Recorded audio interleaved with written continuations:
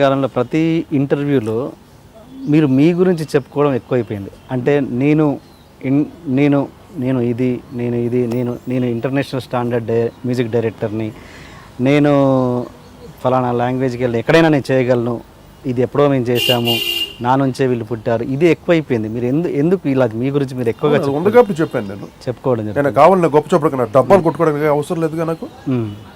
I did, నేను చేశాను కాబట్టి చెప్తాను. నాకు మీకు ప్రూఫ్ చేయాలా? మీరు వచ్చి వినండి, మా మ్యూజిషియన్స్ అడగండి, వచ్చి చెన్నైలో వచ్చి ఆస్క్ మై రెహమాన్, మీరు అడగండి కోటి ఏం చేశాడు, ఇలా అలా చెప్తున్నాడు, డబ్బాలు కొట్టుకుంటున్నాడు గొప్ప అని. నాకు గొప్పలు చెప్పుకోవడం గురించి కాదు, నేను ఇది చేశాను, మీకు తెలియదు, మీరు వినలేదు, అది మీకు రీచ్ అవ్వలేదు అని నా బాధ. అంతేగాని ఇప్పుడు ఈరోజు ఆడు చేసి ఇది చేశాడని ఆడు గొప్ప అంటే నేను ఎలా ఒప్పుకుంటాను? Already we done. మొన్న రెహమాన్ కలిసినప్పుడు ఇక్కడికి వచ్చాడు, వాడు వచ్చినప్పుడు నేను రోషన్ రమ్మని చెప్పాడు. తను ఏదో ఆడియో ఫంక్షన్కి వచ్చినప్పుడు నా కొడుకుతో చెప్తున్నాడు, తను మీ నాన్న మ్యూజిక్ ఎలాగుండేది తెలుసా, ఇలా ఇళయరాజాది ఇక్కడ ఉంటే ఇక్కడ ఉండేది నా మ్యూజిక్ అనేవాడు అన్నాడు. తను నోటితో చెప్పి, నేను అబద్ధాలు చెప్పడం కాదు. అంటే నేను ఇళయరాజా గొప్ప అందు గొప్ప కాదండి, నేను అన్ని రకాలు ట్రై చేశాను, నేను వేరియేషన్స్.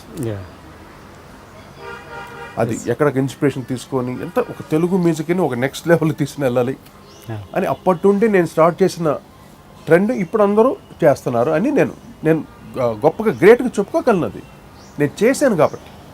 ఓకే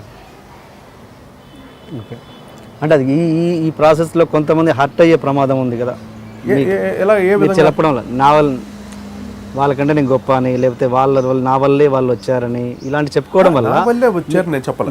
నా దగ్గర పనిచేశారు వాళ్ళు, నా దగ్గర పనిచేసినటువంటి ఫీల్ డెఫినెట్గా ఉంటుంది వాళ్ళకి. అది డెఫినెట్గా వాళ్ళు ఇంప్లిమెంట్ చేయాలి అంతే. వాడు కొత్తగా ఎవరు చేస్తారు? ఇప్పుడు ఒక దగ్గర పని చేసిన తర్వాత నేను చక్రవర్తి గారి పని చేశాను, ఆల్మోస్ట్ ఆయన ఇంపాక్ట్ నాకు కొద్దిగా ఉంటుంది, కొద్దిగానే ఉంటుందిగా. అలాగే నా దగ్గర వీళ్ళందరూ పనిచేసి వచ్చారు కాబట్టి అందరి దగ్గర నా యొక్క ఫీల్ డెఫినెట్గా ఉంటుంది. నేను అంటే ఒక కీబోర్డ్ని ఎలా వాడాలి, ఒక కార్డ్స్ ఎలా వాడాలి అని మీకు మ్యూజికల్గా చెప్తే అర్థం కాదు. అదేదో నేను అన్ని పీకేసినట్టు చెప్పినట్టు అన్ని భావిస్తాను, వినేవాళ్ళకి అలా అనిపిస్తుంది. అది వాళ్ళు కూర్చుంటే వాళ్ళు చెప్తే మీరు వింటారు. నేను ఓపెన్గా చెప్పాను కాబట్టి మీకు అలా అనిపించవచ్చు, కానీ నా ఉద్దేశం అది కాదు. అన్ని రకాల మ్యూజిక్ ట్రై చేసాము, లేకపోతే వీళ్ళంతా ఈరోజు ఈ స్టాండర్డ్ మ్యూజిక్ చేయగలుగుతున్నారంటే ఒక కీబోర్డ్ ప్లేయర్లు మ్యూజిక్ డైరెక్టర్ ఎలా అవ్వగలరు మీరు చెప్పండి? హౌ కెన్ యూ ఇమాజిన్ ఒక కీబోర్డ్ ప్లేయర్ వాంచేవాడు ఒక మ్యూజిక్ కంపోజర్ ఎలా అవ్వగలడు? ఎలాగ అయ్యాడు? అసలు కీబోర్డ్ సిస్టమ్ ఎక్కడి నుండి వచ్చింది? It started from me. You ask anybody in south India, కీబోర్డ్లో ప్రోగ్రామింగ్ అనేది ఉంటుంది, రిథమ్ బాక్స్కి సీక్వెన్సింగ్, ఇవి ఎక్కువ చేసేవాడు నేను రాజు ఓవర్గా. ఈ సిస్టమ్ మొదలైపోయింది అన్ని దగ్గర. ఇది చేసి దీని మీద ఓవర్డబ్స్ చేసేవాడు, ఆర్కెస్ట్రా అంతా మిక్స్ చేసేవాడు. ఈ సిస్టమ్ మేము తీసుకుని వచ్చాము. ఇళయరాజా గారి ఆయన దగ్గర ఉండేది, కానీ ఆయన వేరే రకంగా వాడేవాడు. ఆయనంతా సిస్టమాటిక్ థియరిటికల్గా ఉండేది. మా దగ్గర కాదు, మేమంతా ఎక్స్ట్రీమ్స్. ఓకే ఓకే ఒక ఎలక్ట్రానిక్ మ్యూజిక్ని ఓన్లీ ఎలక్ట్రానిక్స్ తోటి సాంగ్ చేసాం. ఒక 1 వీక్ మొత్తం రెహమాన్ స్టూడియోలోనే రికార్డ్ చేసాం ఒక పాట. అది దీంట్లో ఇద్దరే అనే సినిమాలో. ఓకే, ఈయన మేము చేసాం కాబట్టి చెప్తున్నాను సార్ ధైర్యంగా. సౌత్ ఇండియాలో ఎవడు చేయలేదు, ఈవెన్ నార్త్ ఇండియాలో ఎవడు చేయలేదు మేము చేసిన స్టైల్. అక్కడ లక్ష్మీకాంత్ పేర్లార్ ఒక స్టైల్, బప్పిలేరు వచ్చిన తర్వాత ఒకటే డిస్కో బీటు అయింది ఒక స్టైల్. ఎందుకు రీ రికార్డింగ్ కోసం నా కోసం ఎందుకు వెతుకుని రావాలి బాంబే నుండి? సుభాష్ గా ఎందుకు నా గురించి రావాలి? ఇక్కడ నేను గొప్ప ఎందుకు చెప్తున్నానంటే ఒక తెలుగువాడుగా నా మజాక ఇది, నేను ఇన్ని చేశాను, నేను చెప్పుకోవటంలో తప్పు లేదు.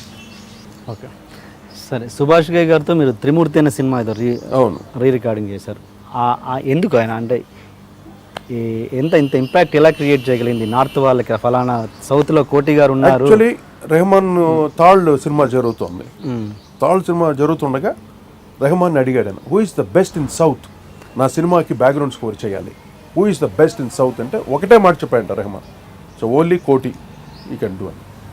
ఓకే, నేను అప్పుడు దేవి థియేటర్ అని ఒకటి ఉంది, దేవిశ్రీ అని థియేటర్, అక్కడ ప్రివ్యూ షో నా సినిమా చూస్తాను ఫ్యామిలీతో అంతా.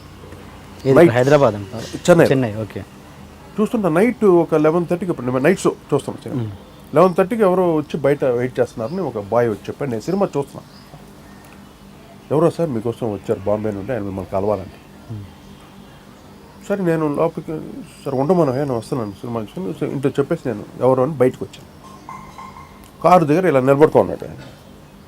నేను బయట నాకు సుభాష్గా తెలియదు అసలు. Okay sir hello sir, Kotiji, oh very good sir, sir I'm Subhash Ghai అన్న. ఓరి మా Subhash Ghai Subhash ji sir what wonderful sir కలిసి నాకు ఎగ్జైట్ అయిపోయింది. ఏంటి సార్ అంటే, లేదు ఇలాగ రెహమాన్ చెప్పండి నా సినిమా తిరుమూర్తి సినిమా మీరు రికార్డింగ్ చేయాలని. చాలా హ్యాపీ వేసి Rahman told me south you are the best అని. ఇంకా నాకు పొంగిపోయాను. అబ్బా వాడు చెప్పి పంపించాను నాకు. సరే రికార్డింగ్ చేసి వెరీ మచ్ హ్యాపీ. సినిమా బుస్కో దొబ్బింది. ఇది మల్టీ స్టార్ ఫిలిం. అది ఎవరు ముకుల్ ఆనంద్, వండర్ఫుల్ డైరెక్టర్, అతను డైరెక్ట్ చేశాడు ఆ సినిమా. పిక్చర్ ఫ్లాప్ అయింది. అంటే నా బ్యాడ్ లక్ ఏంటంటే ఒక సినిమా హిట్ అయి ఉన్న హిందీ ఫీల్డ్లో ఇంకా కొంచెం అలా ఎస్టాబ్లిష్ అయ్యాను. కానీ నాకు చాలండి, మా తెలుగు చాలండి బాబు. మా తెలుగు మ్యూజిక్ని ఏదైనా సంథింగ్ చేయాలనుకున్నాం. సరే ఇప్పుడు అందరూ యంగ్స్టర్స్ అన్ని చేస్తున్నారు బ్రహ్మాండంగా. సపోజ్ ఇప్పుడు కొంతమంది మ్యూజిక్ డైరెక్టర్ అని కాదు, మామూలుగా ఒక వ్యక్తికి అసలు మ్యూజిక్ నాలెడ్జే ఉండదు. కాకపోతే అతను ట్యూన్స్ అద్భుతంగా చేయగలడు. అతనికి ఏం గమకాలు ఏమీ తెలియదు, అద్భుతంగా ఒక ట్యూన్ చేయగలడు. అదే ఒక అద్భుతమైన అన్ని సినిమా మ్యూజిక్ పరంగా విపరీతమైన నాలెడ్జ్ ఉంది, అతను ఒక సాధారణమైన ట్యూన్ చేశాడు. అంటే నేను అనేది ఏంటంటే పాట పరంగా బయటికి వచ్చాక, రిలీజ్ అయ్యాక ఏమీ తెలియని వాడు చేసిన ఒక మంచి ట్యూన్ గొప్పదా, లేకపోతే అన్నీ తెలిసిన వాడు చేసిన ఒక మామూలు పాటని దేన్ని ఎక్కువగా పరిగణించాలి? ఏది ప్రజారాజ్యకం అవుతుందో, ఏ పాటను ప్రజలు ఇష్టపడతారో అదే పాట. ఏ సాహిత్యం అయితే ప్రజలు అందరూ మెచ్చుకుంటారో అదే సాహిత్యం. సో ఈ లెక్కన ఎవరైనా మ్యూజిక్ డైరెక్టర్ కావచ్చు, ఎవరన్నా చేయొచ్చు. ఇది ప్రజలు వాళ్ళే సాక్షి దానికి, అంతే. అందుకని ఎవరు బట్టి వాళ్ళు చేస్తున్నారు మ్యూజిక్, అందరూ సక్సెస్ అవుతున్నారు, కొంతమంది ఫెయిల్యూర్ అవుతున్నారు. ప్రజలకి రీచ్ అవ్వాలి, ప్రజలు మెచ్చుతేనే అండి పాట అన్న ఏదన్నా. ఇది జస్ట్ కమర్షియల్ మీడియా. అంటే మ్యూజిక్ డైరెక్టర్గా మీరు చెప్తున్నారు, ఒక సంగీత విద్వాంసుగా ఉంటే అది ఆ సిస్టమ్ వేరు. ఒక మ్యూజిక్ డైరెక్టర్గా ఉన్నప్పుడు జనాలకి ఏది ఇస్తామో, ప్రజలు మెచ్చేదే సినిమా అన్న, ప్రజలు మెచ్చేదే పాట, ప్రజలు మెచ్చేదే సాహిత్యం, వాట్ ఎవర్ ఇట్ ఇస్. ఆ క్రెడిట్ అలాగే వెళ్తుంది. మరి బయట ఉండి సంగీత విద్వాంసులుగా ఉన్న వాళ్ళు ఆ పాట చూసి దాంట్లో మిస్టేక్స్ ఎదుగుతుంటారు కదా, అదే మామూలుగా జనాలకు రీచ్ అయిన పాట గొప్ప విషయం తెలుసా? మొన్న మన ఏదో ఫంక్షన్లో బాలకృష్ణ గారు పాట పాడుతున్నాడు, నేనే ఉన్నా పక్కన. బాలమురళీ కృష్ణ గారు, బాలకృష్ణ హీరో బాలకృష్ణ గారు 2-3 పాటలు పాడి ఒక స్టార్ పాడుతున్నాడు. అక్కడ స్టార్ పాడుతున్నప్పుడు మీరు తాళం చూస్తారా? అంతేగా. ఏం చూస్తారు మీరు? ఆ స్టైల్ చూస్తారు. శృతి చూస్తారా? శృతి ఎవడు చూస్తాడు? అంతేగా. ఆ స్టైల్ చూస్తాడు. ఒక హీరో పాడుతున్నాడు, ఒక బాలయ్య బాబు పాడుతున్నాడు, అది బాలయ్య బాబు డౌట్ ఏంటి ఇది కోటి ఓకేనా? సూపర్ బాబు, కమాన్, రాకెట్. పాటే పాడినట్టున్నాడు, అది పాడాడు. సింహాలో ఒక సాంగ్ పాడాడు. అది 2 పాటలు ఆయనకు బాగా ఇష్టమైన పాటలు, చాలా చక్కగా పాడాడు. ఇప్పుడు శృతి అది ఒక ప్రొఫెషనల్ సింగర్ పాడుతున్నప్పుడు నేను నా పాయింట్ అదే నేను చెప్తాను. ఈవెన్ నా షోస్ చేసినప్పుడు కూడా, చిన్న పిల్లలతో షో చేస్తున్నప్పుడు కూడా, వాళ్ళ నాలెడ్జ్ ఎంత, వాళ్ళకి ఎంత పాడుతున్నారో అంతవరకే, వాళ్ళ ఊపిరి ఎంత, వాళ్ళ నాలెడ్జ్ ఎంత. ఇక్కడ మనం వెంటనే అక్కడ సుశీల్ గారిని, జాన గారి లెవెల్లో మనం ఊహించేసుకుంటాం. ఇక్కడ తప్పు పాడేవని ఎలా చెప్పుకోవాలి వాళ్ళకి? Very good, super. ఈ వయసులో నువ్వు ట్రై